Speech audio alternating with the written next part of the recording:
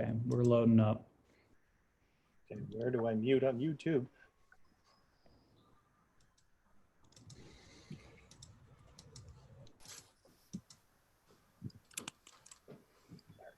Mute. Okay, ready? What's up, everybody? Thanks for joining us for episode 5 of the Designing Sports Hangouts. I'm with a bunch of new guests, so I'm going to kick it off to them and kind of introduce themselves, and then we'll go from there. Ashley, you want to start? Yeah, I'm Ashley. I'm a creative director for Kansas football. Prior to here, I spent some time at Purdue. I've also been at Alabama Athletics working with their basketball team, and then I also worked for FC Dallas for a little bit.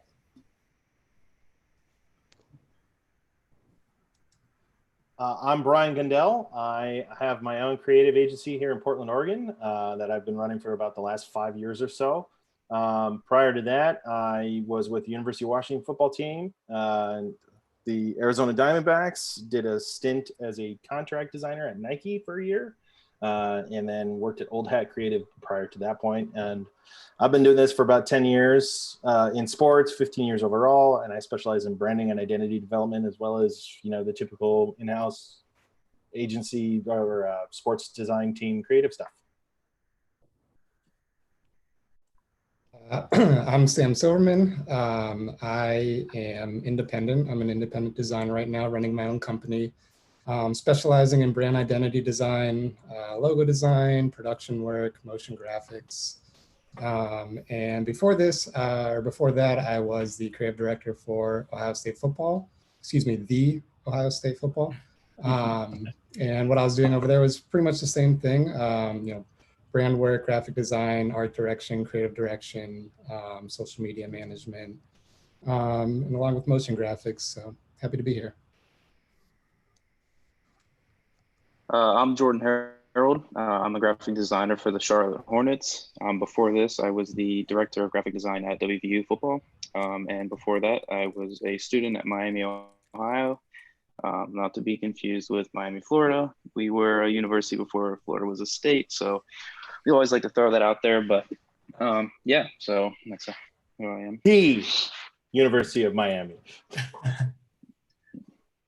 Yeah, it's the, never mind. I'm Christopher Munoz. I'm a senior designer at UTSA Athletics. I was previously at UTEP, and I pretty much handle all the branding, big picture, changing up branding and big scope stuff, and it's like game day experience, pretty much everything under that umbrella. I try to handle, really take control of. So yeah. Cool. Well, thank you guys for joining us. Definitely really cool to have you guys. I know a lot of you are big names in the industry, so I'm sure people will be excited to kind of hear what you guys have to say. We got questions coming in from Twitter and on YouTube. So if you're on YouTube, just use the little chat box next to the video and we'll get to it. But one of the first questions that we got before we went on was it came from a teacher in high school teaching graphic design. And one of his questions was, what advice would you give yourself if you were if you were in high school now, knowing what you know now? For me, this one really hits home because I remember kind of when the moment happened that I knew I kind of wanted to do this, even though I fought it for a while. But I took a photography class in 11th grade, and it was intro to photography. And a lot of it was, taking your own photos, developing your own film, and then taking that and developing like a whole little booklet around something. So I chose my dog and was obsessed with just taking as many photos as possible. And I'm sure my dog was extremely annoyed after a while because I would put her in like just all these stupid positions, like, oh, let's get on this rock and let me take this photo. Let me put this flower in your collar and take a photo. So that was like my first real jump into photography. And then I took the second version of that class and it was all in Photoshop and digital photography. So that's when I really knew, I was like, I really love doing this. I love making wallpapers for Windows 98 backgrounds. And then from there, kind of just was a hobby, and I never really wanted to explore it as a career because I was like, designers, they don't make a lot of money. So I tried to do engineering and architecture, and that wasn't even close to happening. And then eventually I just found my way into this. And if I guess I should be answering the question here, but some advice I would give myself would be to, if you really love it and really want to do it, then work at it every single day. I think the reason why I'm here now is because during summers when everybody was out, playing baseball or basketball, I was inside learning and just fooling around and playing on Photoshop. And that really taught me the program. I never really took a class on it. And from there, I took those skills and ultimately taught myself the other programs, and, connected with other people and researched other graphic designers and their work, and kind of taught myself what I needed to learn. And I just stuck with it every single day. So I would say that's probably the biggest thing that helped me, was just sticking with it every single day and really having a passion for it and going after it. I'd say, go ahead. Smash, you first. Good. Are you sure? Yeah. All right. I would say have fun in high school. Like this at that point, like just fuck around and have a good time. Like don't try and force your career to happen at that point. Like I had no idea in high school I wanted to do this. I didn't take art. So to me, I would say like I was a type A kid. Like I wanted to have my life planned out and wanted to, I knew exactly where I was going to be going and how I was going to be doing it and all that stuff. And like, I really wish I would have relaxed. For me, I think same as Brian in high school, I didn't know that what I wanted to do. And I ended up taking a journalism class because a lot of my friends took it. And then from there, the journalism teacher was also the person who was in charge of the yearbook. So I got into yearbook in high school, and that's when I realized that I really wanted to be a graphic designer. So it kind of went from there. But kind of like Brian said, don't really put stress on yourself. But if you do find something that you enjoy doing, keep at it. And it's practice that's just going to make you better. So I think a lot of times, a lot of younger people get caught up in the fact that they're not this good right when they first start. And it's just a matter of honing your craft and kind of practicing and trying to get better and build your own style. Yeah, my stuff back then was horrible. Like, it's okay. Yeah, it's okay to stop. If anybody here says that their stuff back then wasn't horrible, they're a liar. That's right. straight It up. was fire. Yeah. No, I'm kidding.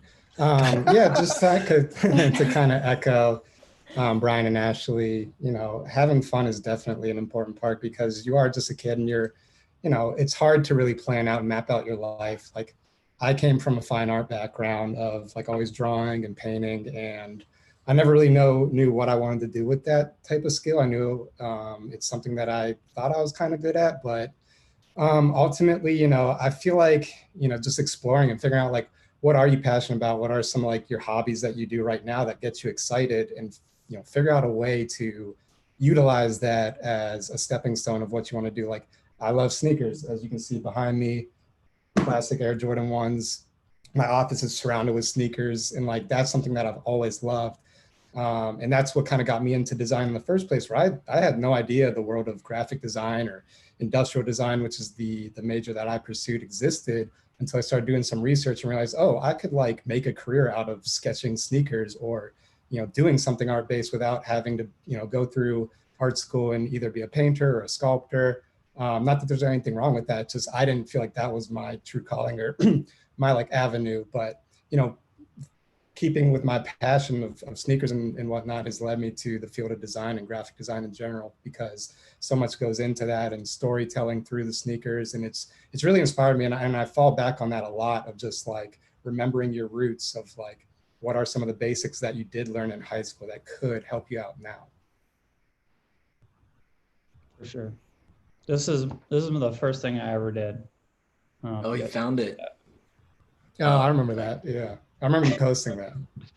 Dude, I love this. I thought this was so I was like, yeah, this is awesome. So you can still really cool find it when you Google LeBron. It's like, yeah, it's the first thing that pops up. It's always it's actually his background on his phone. If I could also, like, real quick, I would say that like Brian said, there's one approach, and Joe, I'm kind of with Joe on this one. If you're in high school and you already know what you want to do and you love it, then if it gives you fun, then have fun with it. You can just explore in design. You can treat it as a hobby. You don't have to focus on it like it's going to be your job.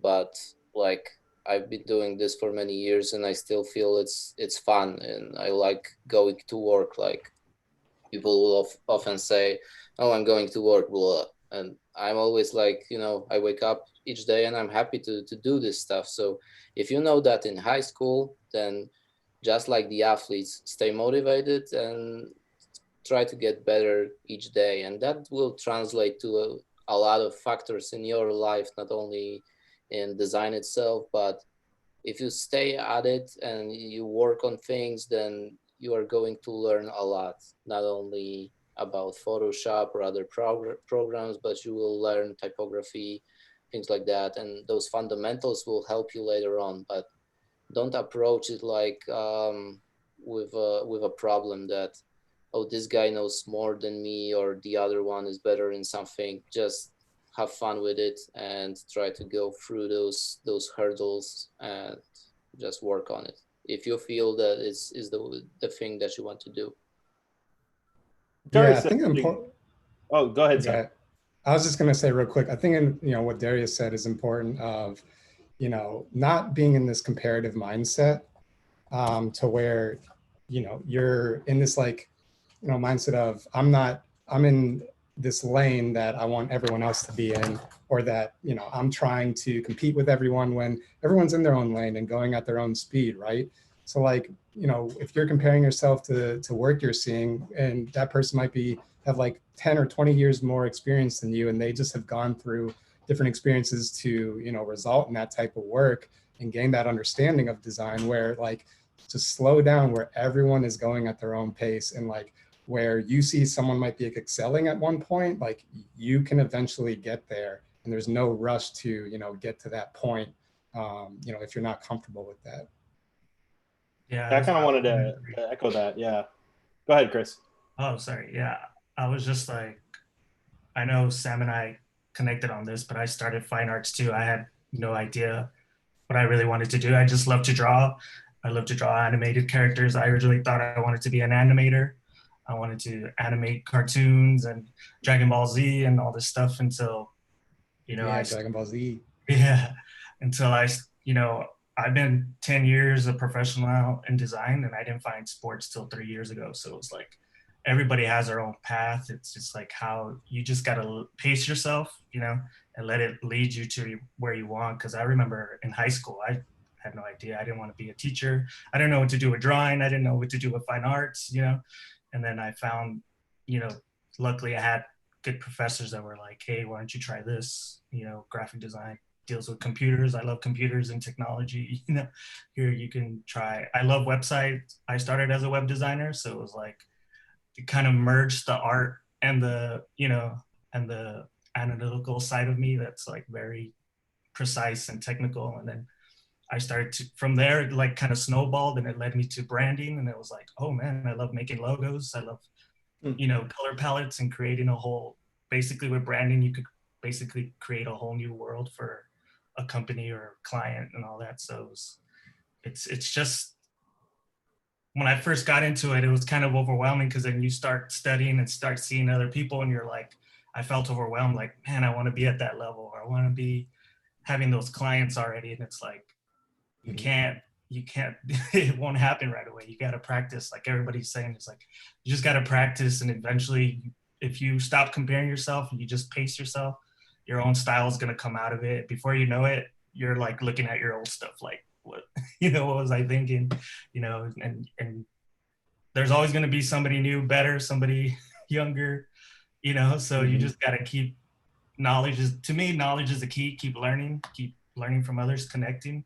That's how you're going to stay, quote unquote, relevant in this industry. But, plus in have this line of work, you kind of have to always study. right?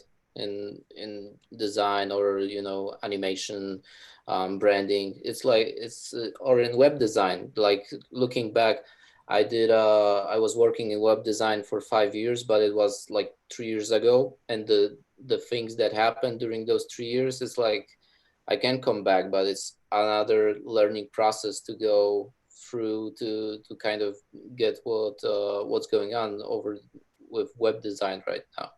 So be ready to always learn, because this never ends. So you have to kind of love learning, and you have to love kind of discovering new things. And like for me, sometimes design is like doing a puzzle. You know, it's like, okay, this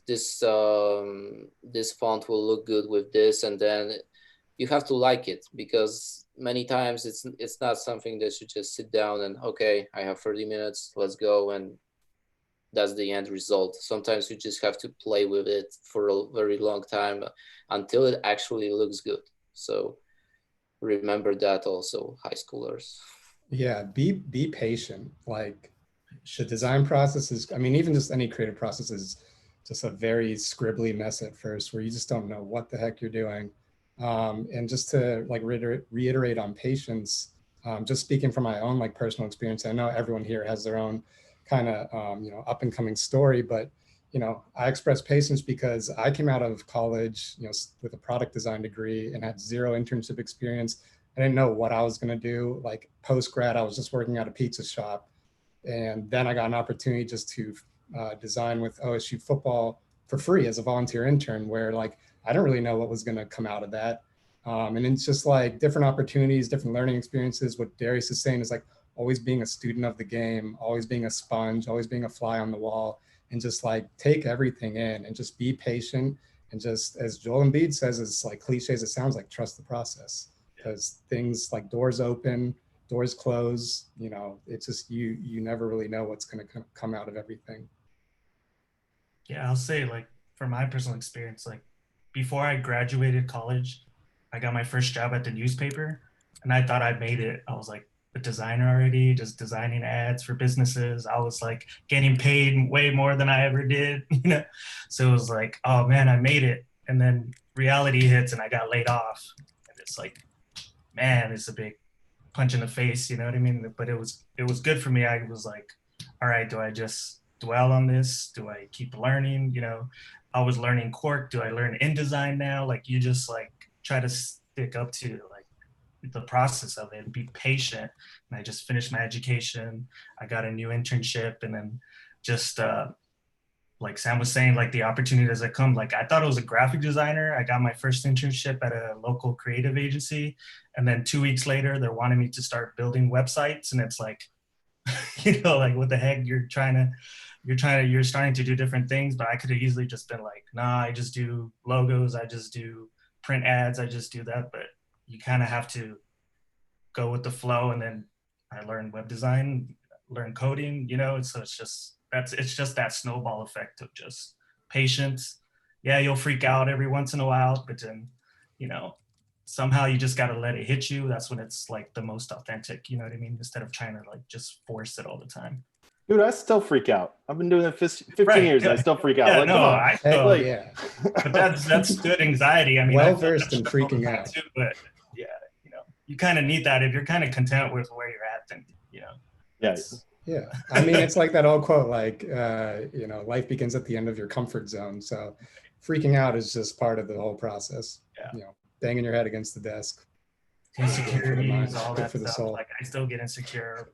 I don't know how many times we've talked about this online, but I still get insecure every time I'm like about to post something or about to create something big for UTSA. You know what I mean? Like, what is the community going to say? What are the higher ups going to say? Like, it's perfectly natural. If you're not, you know, feeling those emotions, you're not, you know, the passion and the care isn't there. You know what I mean? So yeah, but also you cannot let yourself in a corner, because mental health is just as important as physical health. And the more anxiety you get when posting stuff, it's normal, okay? Because you're a creator and you pour your heart into this. It's sometimes like you know, you're showing your baby to the world, and someone will say, oh, that's one ugly baby, right? And and if you're mentally strong, you will say, so what? It's my baby, go away, right?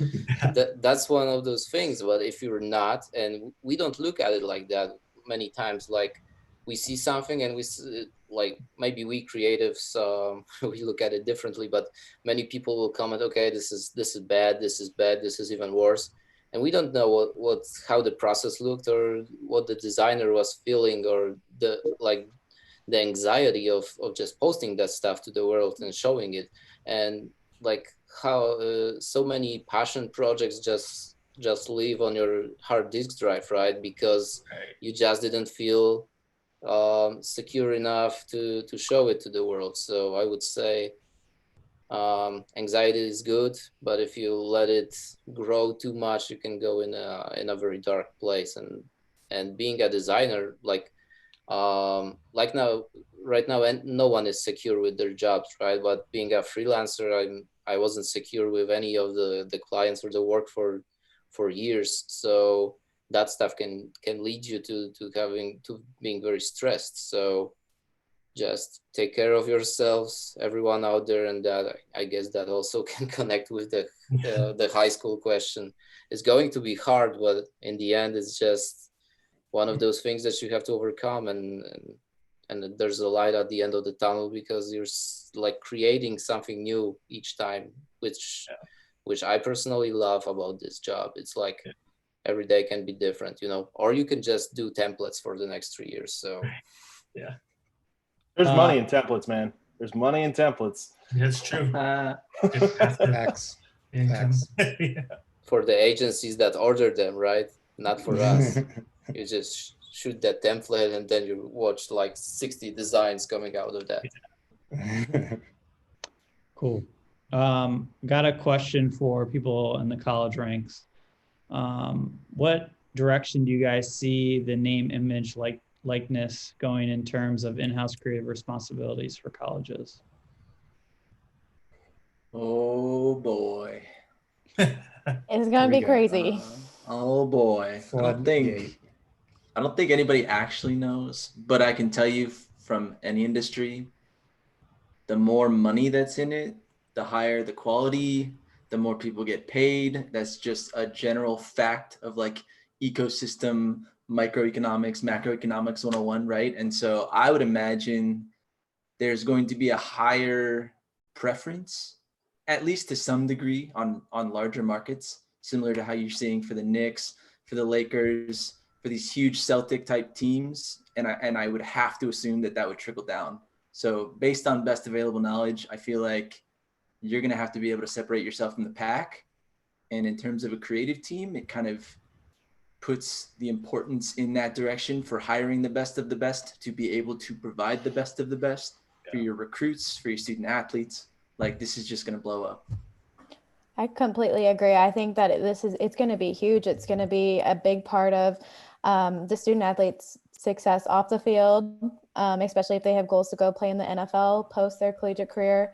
Obviously, being a student athlete, the student part comes first, but I mean, endorsements is a big part of how professional athletes make a lot of their money. So starting to think about that ahead of time. And I mean, honestly, I think I know that a lot of people behind closed doors have been doing a lot of branding for a really long time, whether it's talking to potential prospects about it or even working with the current student athletes on stuff. But I think that it's definitely going to become a huge deal, and even is going to impact the recruiting process, I think.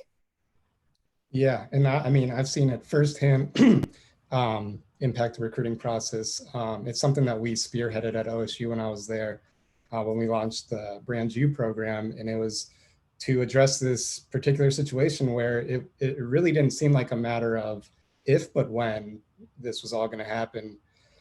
So we wanted to tackle it, and it was something I was doing for former players who went off to the league, and it just seemed like such an importance to them because, you know, they want to create that financial stability for themselves by not relying on an NFL contract, which is reliant on, you know, usually on-field performance. You know, what happens when you get injured or something just derails you from that, where the contract just doesn't come, where you see these college athletes who are so successful in college and just don't translate to the NFL as well, or they, unfortunately get injured, and it kind of just derails that whole, second contract that everyone's after for. So how do you discover what is it, what do you do outside of your sport that can be a career, a second, your second chapter, your second stint in life? Because, there was a statistic I read in Sports Illustrated where it was like 84% of NFL players go broke after like 4 years leaving the league because of, just a lot of different factors of just financial irresponsibility, not managing money correctly, not being able to say no to people. So it's like, how do you offset that? How do you live off of some sponsorship or marketing money or endorsement money? Like, how Marshawn Lynch is quoted that he's saved up all of his NFL contract money because he lives off of marketing money. Same thing with Gronk. And in terms of the forecasts of like creative teams being involved, it needs its own department. Like there's so much work to be done, and you see other teams outsourcing it. There needs to be a whole internal department for just brand management of these student athletes, because there's a lot of them and they each require specific attention. Like I would sit down one-on-one with. But Sam, at the pro level, the internal teams aren't doing the athlete personal stuff. They're only handling the creative for the team and the player's relationship with the team. So if the players at the collegiate level are going to be handling their own image and their own image branding, like why would they have the creative team for the athletic department working on those assets? Like, Patrick Mahomes at the Kansas City Chiefs, Jordan Giesler is not doing anything for Patrick. He's doing stuff for the Chiefs that Patrick is involved with. But like same with Russell Wilson at the Seahawks, or pick your athlete. The team designers are not doing stuff for those individual guys 9 times out of 10. Sure, but I'm addressing more so the college where they're introduced to these teams that have the capabilities of doing that. But that's what I'm saying. Like, why wouldn't that trickle down? Like, if I'm a college athlete and I get to have my own image rights and build my own personal brand, why wouldn't I hire my own people to manage that? No, you definitely can.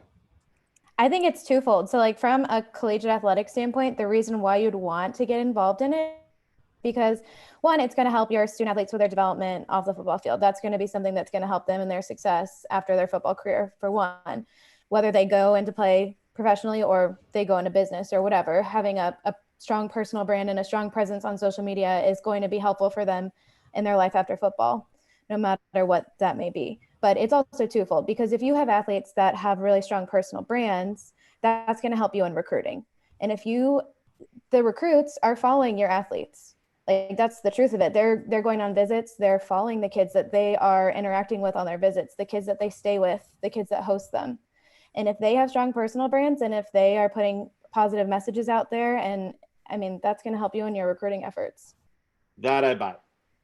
Yeah, it definitely all comes down to, I mean, that's the whole point of it is how do we attract, what's like a recruiting advantage? How do we attract the best recruits? And also, these, of course, now that they're in charge of their own name, image, likeness, they have every right to go and outsource, a whole team dedicated to them. But, are you going to spend, if I'm a student athlete, am I going to spend all that money on, and you totally can, it just comes down to budget and priorities. Are you going to outsource it all to, if you're going to outsource it to a team, that you got to pay for it, or can you lean on an internal team that is dedicated towards it as a service, as a student athlete, where it's baked into you being there and you don't have to set aside funds for that.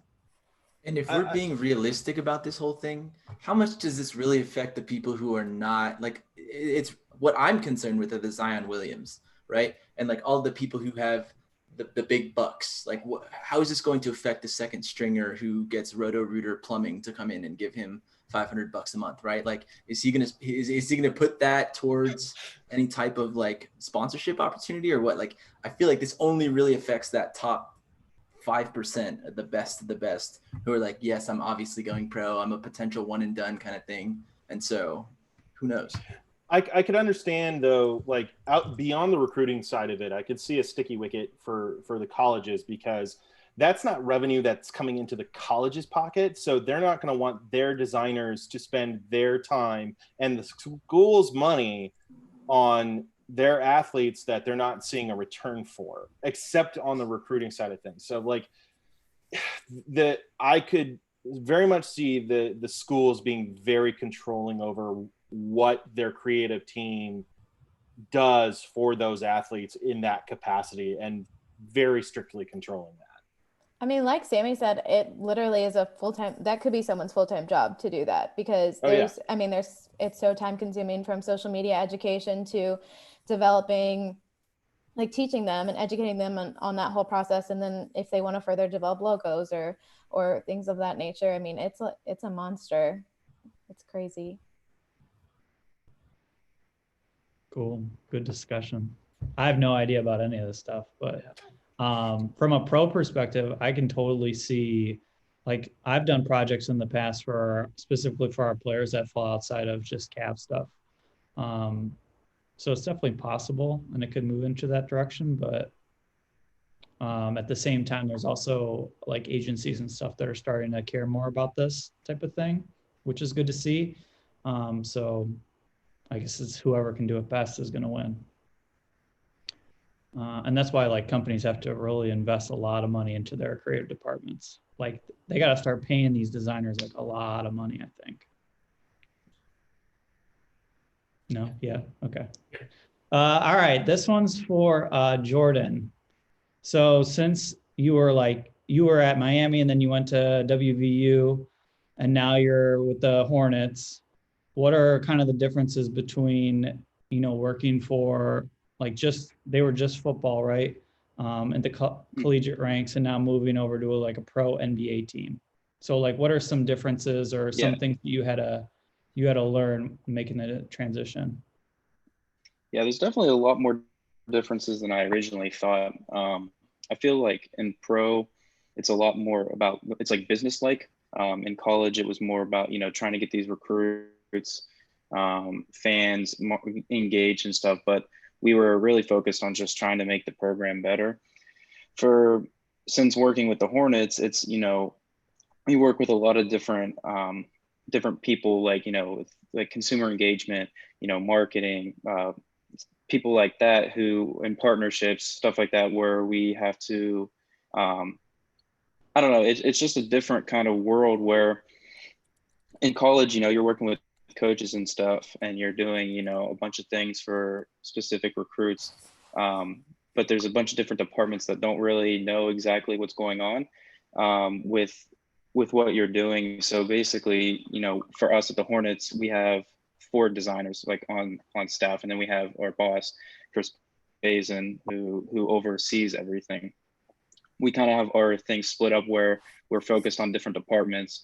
For example, I have arena marketing that I kind of focus on, and I've been working with the 2K team a lot. So it's a lot more just business, when you're working with partners and stuff, you really have to take into consideration everything that they want. We really are true to stick on brand, and not that we didn't do that in college, but there's more of that kind of setting. But really, yeah, it's two different worlds. But that's really, if anyone else wants to jump in and kind of jump in on that. You pretty much covered it, man. That was my experience going from, D-backs to UW to, independent and working mainly with pro teams. Like the college side of thing, it's all about recruiting. It's all recruiting. That's all they care about, because good recruits come bring in winning on the field, brings in tickets and donors, and that's where the money comes from. On the pro side of things, it's all ticket sales, it's all sponsorships, it's all those business dollars. How can we increase revenue to be able to afford to pay our players, to pay for our facilities, to pay for our staff, and so on and so forth. I think that could tie into this whole thing happening where creatives are more important, is to have that mindset of what revenue or return can you get out of your creative, rather than just making things look awesome and cool and be able to do all that kind of stuff. Is I think what holds value, especially that we look at UTSA, is whoa, what are we doing project wise that it's going to help ticketing, it's going to help recruits, it's going to help the big picture, rather than just just focusing on. It's easy to just focus on making things look cool, but I think tying in everything together is kind of like starting to hold value and starting to think more business-like, and it can help. It could benefit. How can you benefit those around you rather than just sticking to just one specialty? You know. Cool. This is one I actually just thought of. If you could change one thing about like how your team or organization is run, what would it be? Or like, what would you, like if you had the final say, and let's say, like if you were your boss's boss's boss or whatever, what would you do differently? Oh, I'd fire me right away.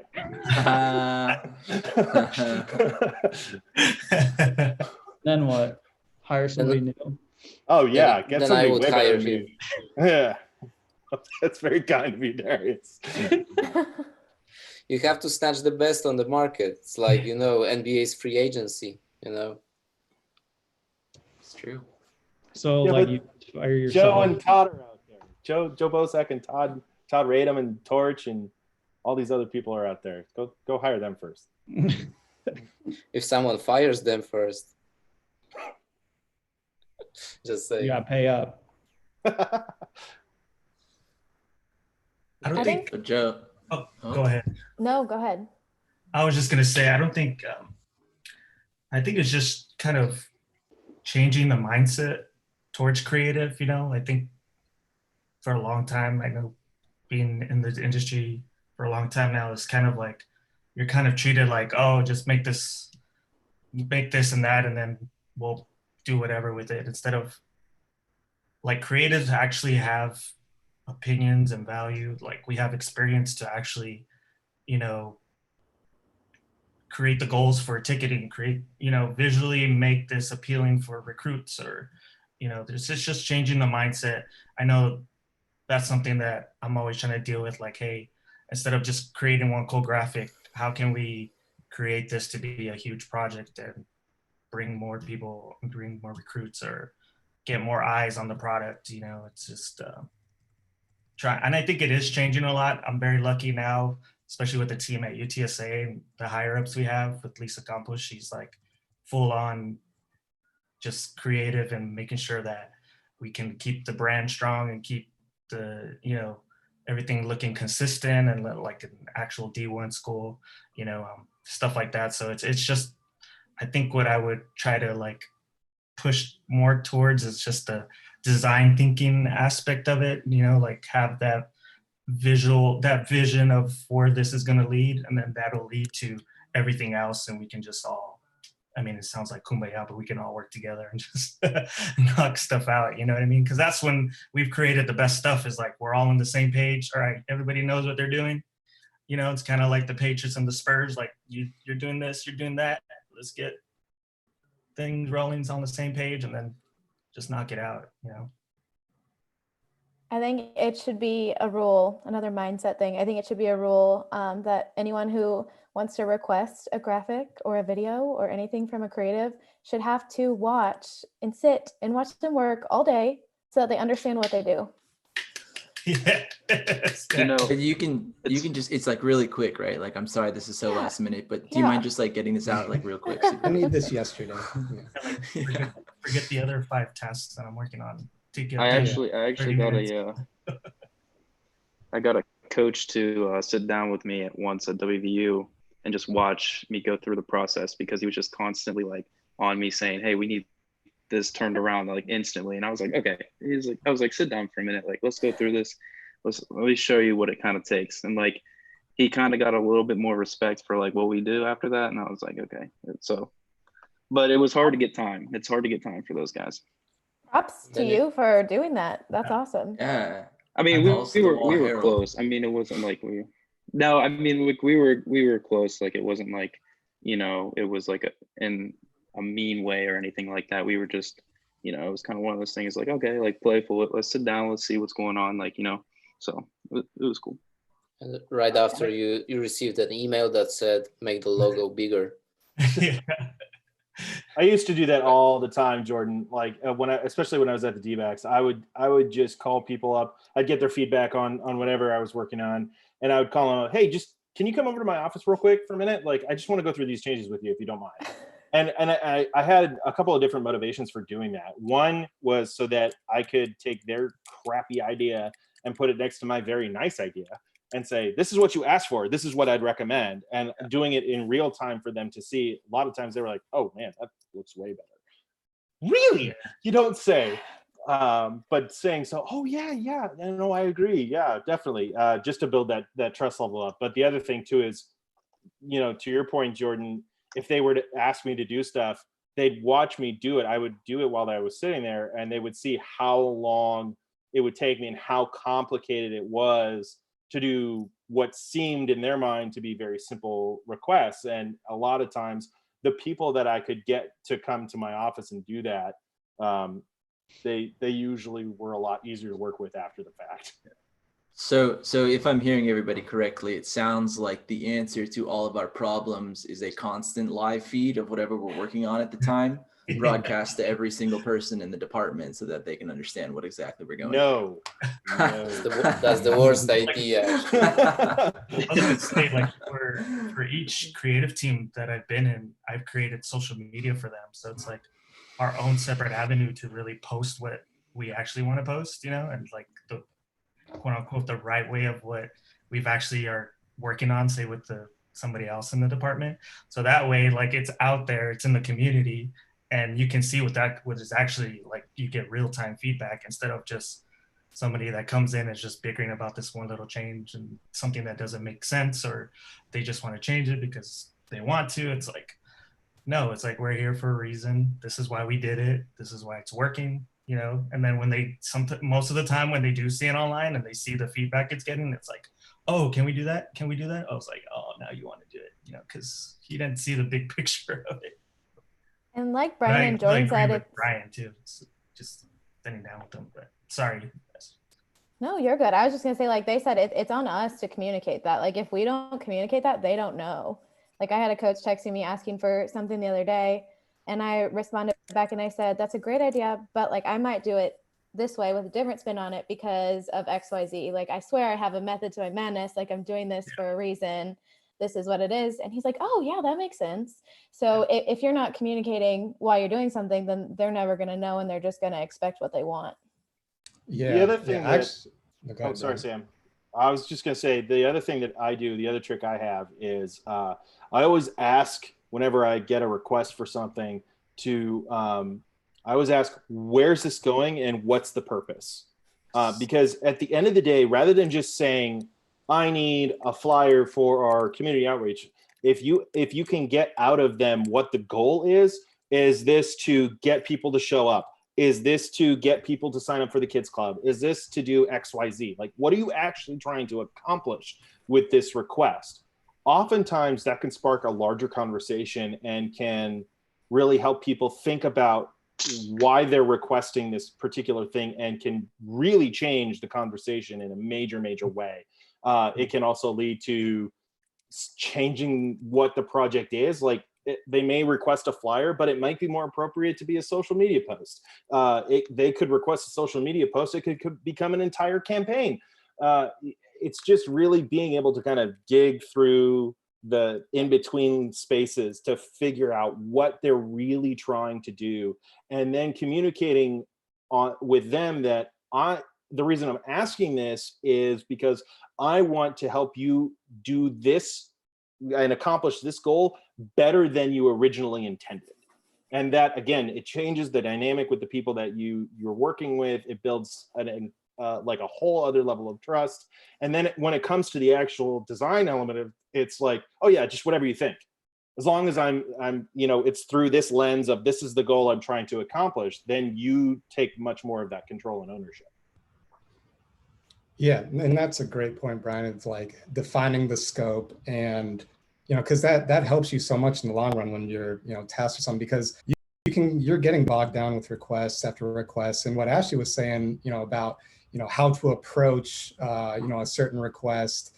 I'll use the buzzword like emotional IQ. Is just how do you relay that type of feedback when you get a request, rather than just like, as designers, you're quick to be like, oh, that's a stupid idea, like get that out here. But like, how do you rephrase it as like, I think this is a good way of thinking about it. And this is the way I want to go about it. And also manage those expectations. Like in terms of communication, like don't be afraid to say like, I have a lot of stuff on my plate, not to like use it as an excuse, but just explain like, you're not the only task that's on my plate. Managing those expectations, communicating those goals, those are key in the workplace, because that's ultimately going to lead to just a more like respectful workplace, and ultimately just like give you the time you need to create these tasks and whatnot. Yeah, I totally agree. That's something we've done with our creative team. And I've always like, in a way, taken the slack, because I'm mostly the one that I'll easily say no to something or requests, like, and that I kind of leave feelings out of it because I want to get to the product and get it done. And that's kind of like, it's not that I don't care, but it's just in this fast working pace that we have, like I have 10 other projects that I have to do and think about. I can't think about a simple thing just here. I'd rather think about the big project of it. So with the creative team we have now, UTSA is like, we sat down for like 3 hours and created hierarchy of like, what's the most important thing we need to focus on, that's going to be trickling down to like the last thing that, we'll put off. And we have that on our whiteboard. We did an infographic for it. We sent it out to each department so that, it's communicating, and it may sound like they may not like it, but at the same time, it's like, we're not going to them and picking on them every time we need something. You gotta create those boundaries to be like, hey, I got this that's going on, but it's not saying no, but I can get to it later. And then like Brian is saying, like when you can really sit down with them and when they just like say they just want a wallpaper, and it's like, all right, what's the wallpaper gonna do? Yeah, what's the purpose of it? And then they give me the full scope, and then I can be like, oh, well, we can do a whole thing where maybe we can sell a t-shirt at the bookstore or sell this and that. And it's like, then they, that light switch hits on. It's like, oh, I didn't think of it like that. I was just taking over, asking for a wallpaper. It's like, no, we can. Yeah, like how do you extend the shelf life of that, Yeah, we can build this to have like an actual thing. And then it helps because then the higher up see that, and they see that it's bringing in more fans or it's bringing in more money, and it's like everybody's happy. You know what I mean? Like you put in the work. I'd rather be busy doing that kind of work than just stay boggled down doing wallpapers and little social media stuff all the time, Cool. There's another interesting question in the chat here. If you have a great idea or concept, how best to convey that to higher ups and decision makers? Also, do you ever hold back ideas for fear of rejection? I have a good one for this. So if you want to really like present your idea and concept to people higher up, for me, the best thing I've noticed to do is we usually care about how things look or, something that would be cool on social, but higher ups or people, really making the decisions care more about numbers. So, you might have this really cool piece of artwork, but how can that piece of artwork push numbers? So yeah, it creates engagement, but what else does it do? So like one example that I'm thinking of is when we were releasing our city jerseys one year, I had come up with this really cool concept, but rather than just posting it on social, I was also like, we could print these out and put them in our social zone on the concourse and collect data from people to get a free poster. So then we can get their data, and then we can send them emails selling them tickets or different type of ticket deals. So then once we have their information, we have it forever. So we have their phone number, their email, and we can contact them at any time.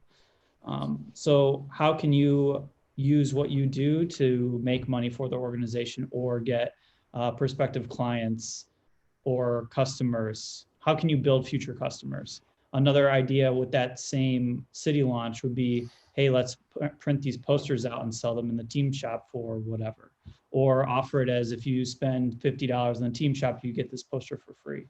So using what you can do and applying it to other ways in the business to allow them to make money or push tickets or just get fans into the door, I think can really take what you're thinking and push it to that next level and get buy-in. As far as, do I ever have any fear of rejection for a big idea? Not really, because if I think that it's good enough to take to somebody, then I believe in it 100%, so there's no fear. And if it gets rejected, it does, but at least I know I tried, and I gave that idea its best opportunity to live. if you want to show people that you're important and you want people to take you seriously and you want people to give you more opportunities and have a bigger say in things, you can't be afraid of rejection. First of all, this is a rejection-based business. Like, if you can't handle rejection for like selling an idea, what are you doing as a designer? Because there's a million ideas we're going to come up with that are going to get rejected, whether you view it that way or not. But every time somebody gives you a revision on a piece of art that you've delivered, like that's a rejection, whether you see it that way or not. But more importantly, like to put the positive spin on it, you taking ideas to the leaders in the organization you work for, be it in college athletics or be it in pro athletics or whatever company you work for, what that's showing them is that you're thinking and that you're invested in the success of the organization and that you're not just focused solely on being the cog in the wheel in the machine. Because if you act like the cog in the wheel in the machine, that's what you're going to get treated like. If you go and you present ideas and you're pitching stuff, like at some point something's going to land, and it might not work out right away, but at least you've demonstrated that you're somebody who's doing things a little differently, and you've now increased your value to the organization. Like I said, that can be something as coming up with a new way to come up with ideas to get recruits in the door, or new things to do when recruits are on visits, or like Joey, your idea on doing fan engagement to collect data, or to do some kind of campaign work in the community. It's those are all things that drive value. And then the other thing too is, if you have ideas and it's things where it's like, oh man, it'd be so cool, like if we did this like campaign throughout the city, like with your city edition idea, like what if we took and we like painted the jersey on like walls out in the community, and what if we like just guerrilla dropped jerseys on doorsteps like at random. If you have ideas like that and they involve other departments, get those other departments involved before you pitch to the higher ups, because then again, you're showing how you can make this bigger than just yourself, and how it can do exactly, Joey, what you described, which is make money, drive engagement, reach out to the community. So it's not being afraid to get outside your own door. That also connects with the question we had previously, right? So you need to have an organization that's open to those ideas.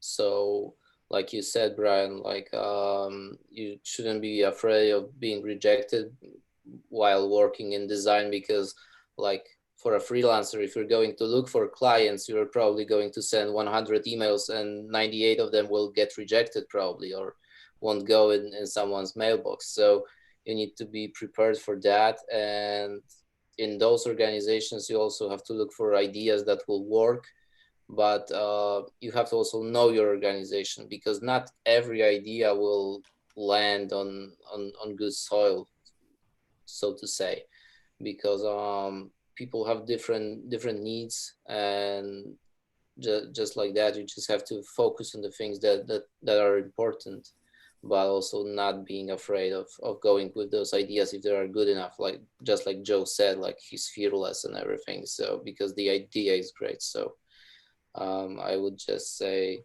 I agree with those points with you guys. And if you're pitching something that maybe isn't inside the normal realm of something that would normally be done, I've noticed in my experience with people making decisions, if they can't visualize what it's going to look like, then they're not going to be as likely to help you see your idea come to life and make that come to fruition. So if there's some possible way that you can take your idea and do it on a smaller scale, or like everyone said, kind of provide some numbers or some examples, then that could really help them visualize what that could potentially look like. Yeah, I was gonna say. Oh, sorry, Sammy, go for it. No, go ahead, Chris.